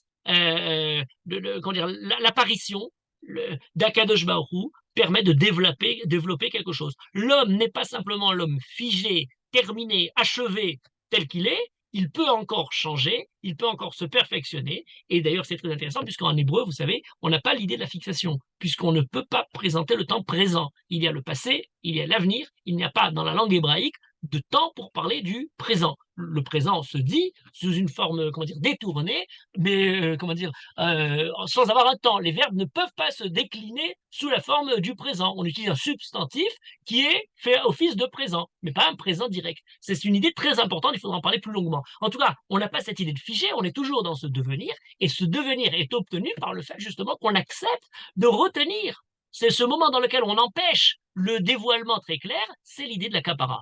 La kapara est d'ailleurs très présent, par exemple, un exemple flagrant de la kapara, lorsqu'on donne le mahatit à shekel, on dit les chaper à nafshotechem. Pourquoi les chaper à nafshotechem? Vous venez de donner le korban, le mahatit à shekel, le recensement, on donne l'argent, on va compter les béné Israël. Ah oui, mais compter, c'est abominable. On va commencer à transformer des personnes en numéros. On va commencer à dire que ces personnes-là sont entièrement englobées, sont entièrement prises par leur nombre. On a fait le tour de la personne à travers ce Machatzé Hashegel, Kapara. Il faut recouvrir. Il faut recouvrir, il faut faire quelque chose d'autre. C'est pas véritablement ce qui a été compté. Il y a quelque chose de plus dans l'homme que simplement son Machatzé Hashegel. Ramener l'homme dans quelque chose d'évolutif, dans quelque chose qui peut se perfectionner. Et cette idée de Kapara, on le trouve, puisqu'on dit le mot de Kapara, on le parle à propos de la caporette. Versita caporet zahav taor. C'est quoi caporette? On n'a pas éliminé, au contraire, c'est ce qui recouvre, c'est le couvercle. C'est ce qui va être au-dessus du haron dans lequel se trouvent les louchot abérit. La kapara, c'est ce qui permet de garder secrètes les louchot abérit. Le premier endroit où arrive la kapara, d'ailleurs, la racine de kapara, c'est à propos de la teva de noir, où il écrit Vechafarta mi bait ou mi chutz bakofer. Voilà, la teva de noir doit être fermée, hermétique, étanche, et pour la fermer, on met ce coffre, cet enduit qui permet de garder. La kapara, c'est ce qui va justement garder secret tout le monde. Il y a la destruction, il y a le déluge qui tue tout le monde, et il y a malgré le cataclysme un endroit, la teva, dans lequel il y a la vie qui continue à continuer. Et d'ailleurs, c'est tellement bien puisqu'on nous dit, et cette kapara Pourquoi elle est appelée kapara? Parce qu'elle recouvre, parce que Haïta mechaperet et avonotem chez l'Israël. La caporette fait justement la capara pour les bénis Israël. Elle a recouvert quelque chose. Le ravir, je vais d'ailleurs très loin dans cette idée de capara, du kissouille, de recouvert. Il rajoute des mots. Alors, c'est toujours des étymologies du ravir, je vont très loin, qui sont plus très scientifiques, mais qui ont quelque chose d'intéressant, comment dire, d'inspirant dans ces. Il trouve tous les mots. Par exemple, le kofer, c'est justement la matière qui permet de faire le kissouille. Donc, on l'appelle ça, c'est assez évident. Ensuite, il y a un kfar, un petit village. C'est quoi un village? Eh bien, c'est dans lequel on s'est réunis justement dans les champs, dans un endroit pour apporter la proximité et se protéger et avoir justement ce qui va nous garder, à la différence de la ville, dans lequel ça ne s'appelle plus le kfar, mais au contraire, on se réveille pour pouvoir créer quelque chose d'autre, pour pouvoir créer une civis, la ville, donc urbaine. Le kfir, le petit, le lion, et celui qui est justement le lion qui reste pour garder, pour protéger, celui qui va recouvrir le groupe, la meute, les différents lions qui sont là, les lionnes et les lionceaux. Le coffre, lorsqu'on voudrait recouvrir une faute, eh ben on donne un coffre. Hein, ce coffre, c'est l'argent qu'on donne justement pour recouvrir. Même, il dit même, va très loin, il dit même le kfor al-kabéaret, le givre, le matin quand on se lève en hiver et que la terre est recouverte de givre, eh ben, il s'appelle kfor parce qu'il est mechaper, il est celui qui fait la kapara. Voilà quelque chose d'intéressant. On l'a à propos de la panav. On a toujours cette façon, comment dire, particulière de dire, je vais recouvrir ma face. Ce kitsui, cette astara est très intéressante. D'ailleurs, le Ramban, dans son commentaire sur ce Harapérapana, manifeste un point intéressant, une remarque intéressante. Il dit, on ne dit jamais qu'on est mechaper la faute elle-même. C'est pas on a blanchi la faute. On est mechaper al nafshotechem. Lechaper al nafshotechem. On recouvre le nefesh et la faute, cette situation problématique, se trouve être recouverte.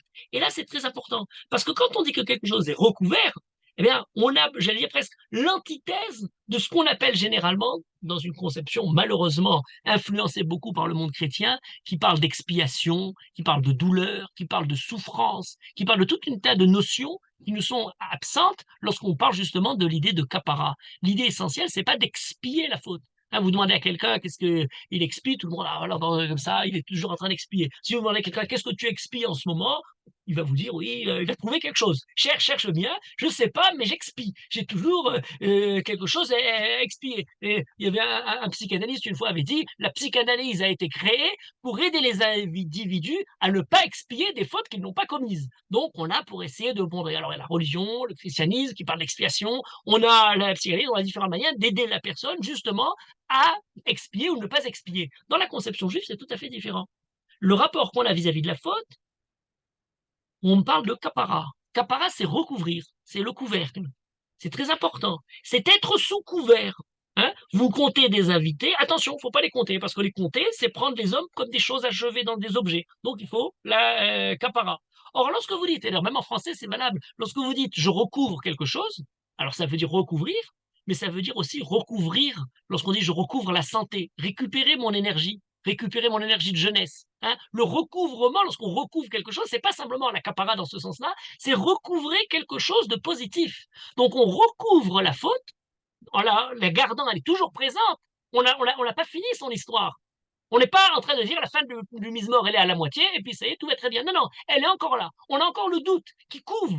Mais en couvrant, on peut peut-être pouvoir recouvrir quelque chose de plus ancien. On va pouvoir recouvrer la santé, et ça, c'est quelque chose de très intéressant. Je recouvre le haron pour garder à travers cette caporette ce qui va permettre au haron de continuer avec les Israël dans tous les déplacements du peuple juif. Et lorsqu'on dit expier. Alors on souffre, on paye, il y a le prix de mes fautes, le prix de mon insouciance, je paye le prix. Mais c'était pas vrai, parce qu'à l'origine, le mot expier aurait dû aussi m'apporter cette idée-là. Ça n'avait pas été complètement dévoyé. Dans expier, vous avez c'est justement extirper, c'est ce qui extrait quelque chose à l'extérieur, au-delà, mais il y a piller qui vient de pius, qui est justement l'idée de pureté, l'idée de piété. C'est vers quelque chose de plus que simplement. Expier doit normalement amener quelque chose. Ça, c'est l'idée de la capara. Les rapères à la c'est amener le corban pour que la trace de la faute, de l'erreur, de l'égarement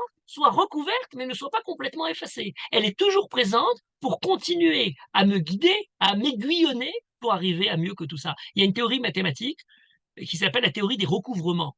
Je ne sais pas si vous connaissez la théorie des revêtements ou des recouvrements. Vous avez un ensemble X, et puis on fait un recouvrement de l'ensemble. C'est l'ensemble de tous les sous-ensembles tels que l'union de tous ces sous-ensembles soit égale à X. Donc on a divisé le grand ensemble en petits ensembles, mais ces petits ensembles doivent recouvrir totalement le plus grand. Ils doivent recouvrir. Donc on fait un recouvrement. Ça aide terriblement parce qu'ensuite on peut travailler sur chaque petit ensemble séparément. C'est un peu le discours de la méthode. On prend le problème, on le coupe en petits segments, en petites unités qu'on pourra travailler, qu'on pourra développer, etc.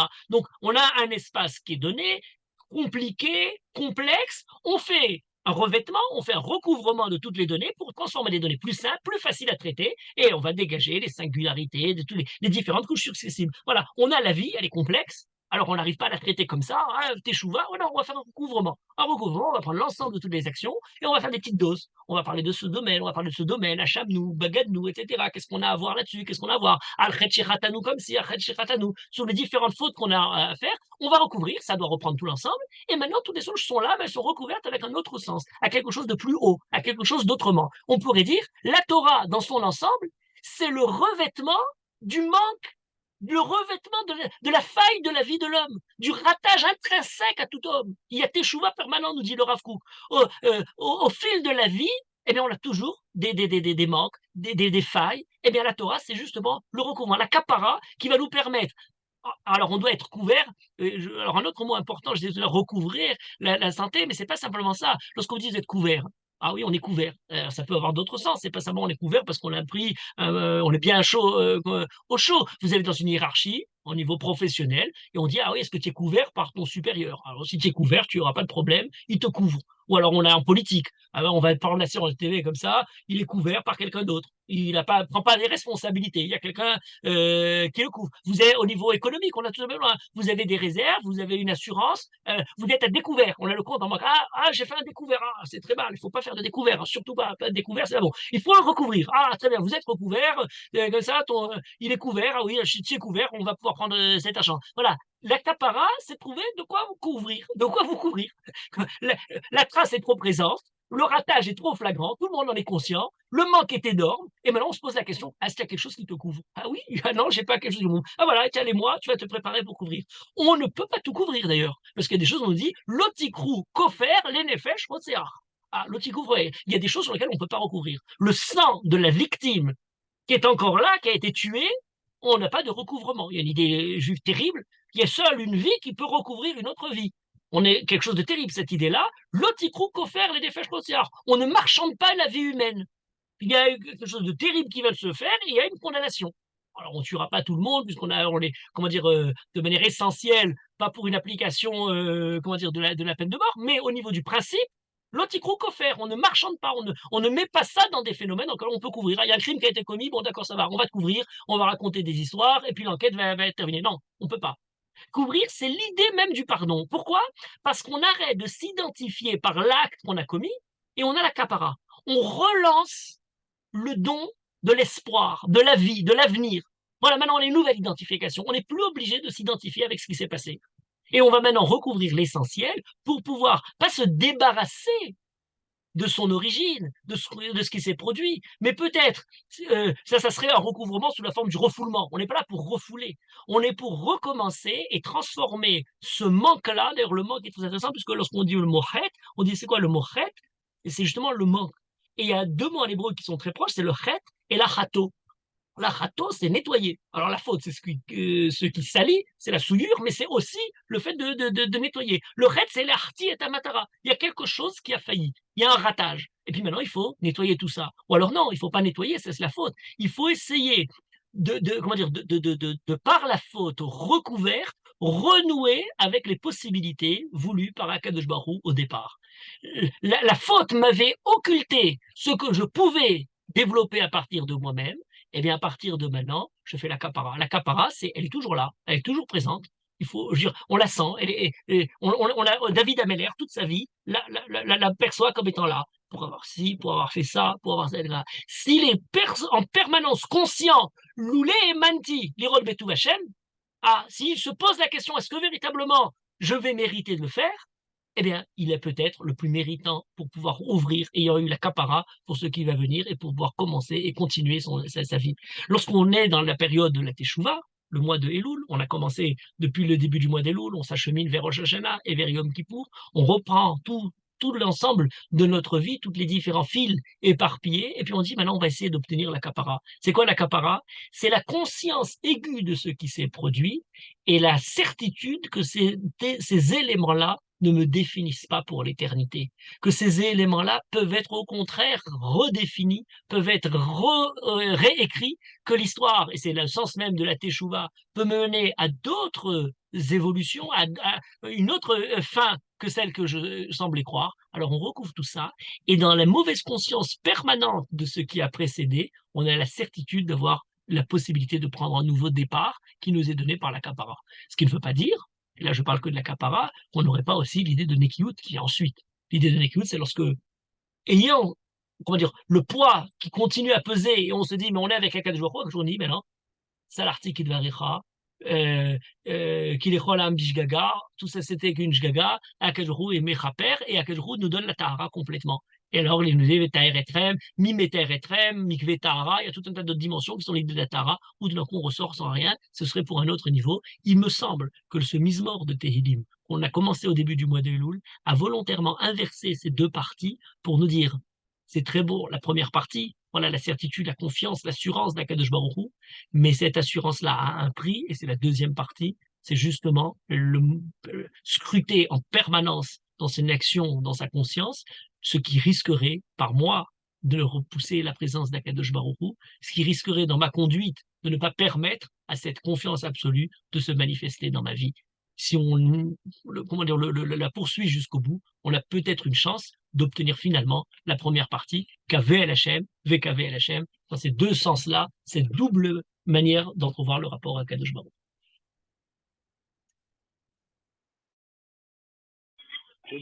Merci beaucoup Rav Chouraki pour ce magnifique cours. Si vous avez des questions, c'est le moment, chers amis, vous pouvez ouvrir les micros et réagir.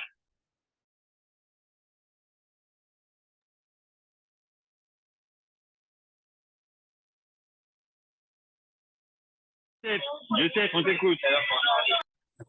Merci, bonjour. Merci au Rav Chouraki, comme d'habitude, c'est lumineux. Rav Chouraki, vous avez abordé à la fin une légère différence avec ce que j'avais compris au début. Si je relis le Mizmor, je ne trouve pas deux parties, mais j'en trouve trois. Les 6 premiers psukim, comme vous l'avez défini, c'est bon, j'ai déjà gagné. Entre 7 et 11, c'est le drame. Et Loulé Hachem, les deux derniers, on récupère tout ce qu'on a récupéré. Alors, vous avez tout à fait raison. Vous avez tout à fait raison. Je voudrais. Oui, alors je vous explique. Cette nuance que vous avez faite, comment dire, j'ai voulu, je vais vous dire la vérité, j'ai voulu faire plus simple en n'accentuant pas cette deuxième et troisième partie. Et donc, j'ai présenté, il y a une partie, il y a une deuxième partie et les deux derniers psukim. Mais vous avez totalement raison. Je veux dire, même plus que ça, moi, dans mes notes, j'avais fait Aleph, Bet et Gimel avec ces deux derniers psukim. Donc, c'est parfait, ce que votre remarque est absolue. J'ai essayé d'en parler sans dire une troisième partie parce que je me suis dit déjà, on l'a couper en deux, on va rajouter un trois. Je vais présenter les deux plus majeurs qui sont la première et la deuxième et ces deux dernières parties qui d'ailleurs composent et la première et la deuxième. Parce que vous voyez, dans la dernière partie, on nous dit c'est la transformation de la première où il est sûr que tout va très bien et là il le pose sous la forme de la question. Loulé Hemanti, en laissant 3 points de suspension. Et le dernier, KVL Hachem, Chazak Vamesibecha, VKVL Hachem, c'est la deuxième partie. C'est KV parce que tu es dans la période où on n'a pas encore reçu le résultat. On est encore dans la lutte, on est encore dans le doute. Et donc, ces deux derniers psukim sont, je dirais, la manière de conclure effectivement les deux premières parties. Mais au niveau ça, c'est au niveau du texte, et vous avez totalement raison. Au niveau de l'idée, je voulais présenter cette première et cette deuxième idée, ces deux passages, ces deux modes, je dirais, de l'écriture de ce misement-là. Et la conclusion est effectivement dans ce KVL, ce Loulé Hemanti KVLH. Alors, je vais faire 2 remarques par rapport à ça. C'est que dans la première et la troisième partie, je me parle à moi. Et dans la deuxième partie, je parle. Oui, etc. Je voudrais surtout dire qu'on retrouve avec ça la structure du chauffard. La première et la troisième, ce sont les tekérot qui encadrent les teloa qui représentent le drame. Et c'est en ce sens que je trouve le lien avec, enfin, un autre lien avec Elul. Alors, c'est Chazak ou Baruch. Votre ajout aussi est un rajout comment dire, d'un approfondissement que j'ai essayé aussi de ne pas trop parler. Je me suis dit, ça sera et trop long et trop complexe, mais vous avez très bien remarqué que il faut étudier de manière générale. D'ailleurs, c'est une règle de Limoud, absolument pas que pour ce misement-là. Qui parle, c'est à la fois celui qui parle et Akadosh Baruch Hu, à quelle personne ils sont évoqués dans le semissement-là. Ce qui est très intéressant, c'est que dans le Aleph et la première partie et la deuxième partie, celui qui parle, il parle à la première personne. Dans la première partie, il parle à Akadosh Baruch Hu, à la troisième personne. Il ne lui adresse pas la parole. Et quand il passe à la deuxième partie, tout d'un coup, il passe à Akadosh Baruch Hu directement. Il lui parle. Akadosh Baruch Hu devient la deuxième personne. Comme si maintenant on est dans la détresse. Ah, il faut lui parler, il faut qu'il réponde. Mais lui reste aux premières personnes. Quand on arrive à la fin, dans le deux derniers psukim, et ça c'est un renversement, dans la première partie de ce troisième partie, donc l'avant-dernier passouk, il parle l'ulehe emanti, c'est lui qui parle à la première personne, donc on continue, c'est lui qui parle, mais dans le dernier passouk, kave el Hashem, ve kave el Hashem, à qui il dit kave? Kave c'est la deuxième personne. Et là vous avez presque toute l'histoire qui est évoquée. On parle à la première personne dans la présence absolue d'Akadosh Baruch Hu. Il est là à la troisième personne, on n'a pas besoin d'en parler, et c'est la première personne qui parle, David Ameller. On passe à la deuxième partie, alors on ne peut plus attendre de lui, il est absent, il faut lui parler. Akadosh Baruch Hu intervient, donc on lui parle à la deuxième personne et c'est David qui parle. Troisième partie, il dit mais j'ai un doute sur moi-même. Lolé et manti lirod betu Hashem. Là c'est une parole presque intérieure. C'est David qui se parle à lui-même, ni à Kadosh Baruch Hu, ni à qui que ce soit. Il se pose la question, il finit pas sa phrase comme une pensée qui reste un peu dans les vapes, qui n'a pas terminé de se formuler.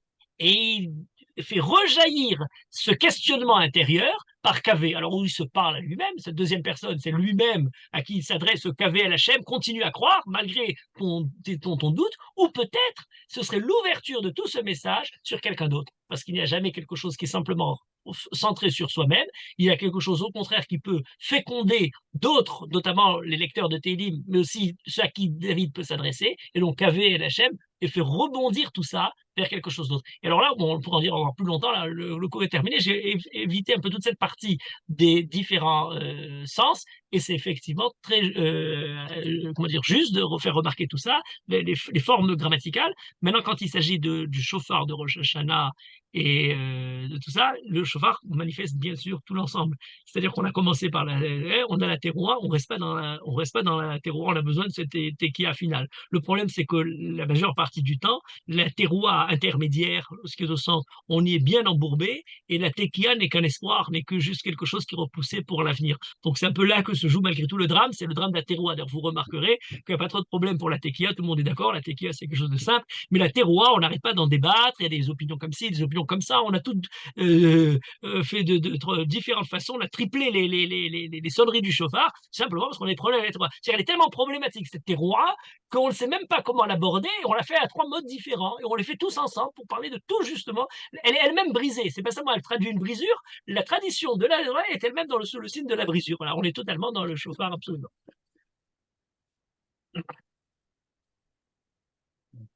Erev Tov, est-ce qu'on entend?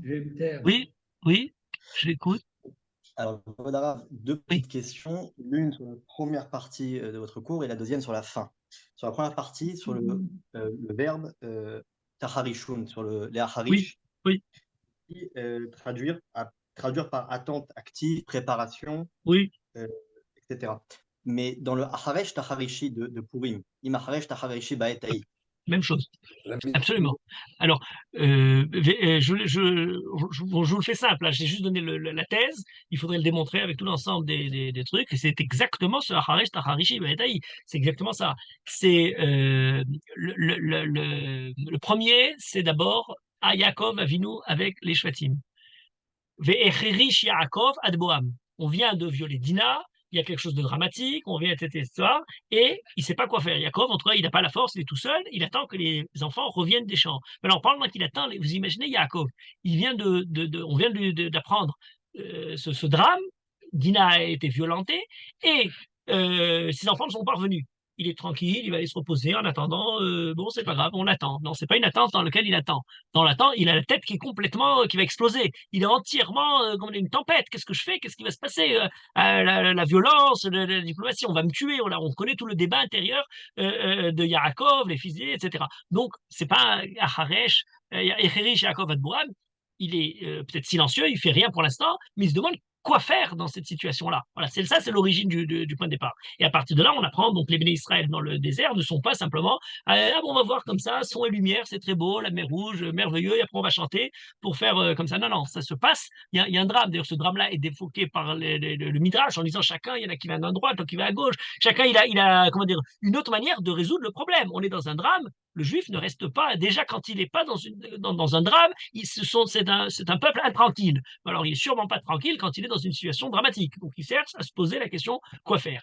Et de là, on obtient aussi le drame de Megillat Esther, mais là il faudra aller très longuement, je le dis encore rapidement, c'est que la situation de la Megillah se passe aussi, je disais tout à l'heure, à Amalek le jour et le lendemain, à deux niveaux. La première partie de la Megillah est une situation dans laquelle Esther est entièrement passive.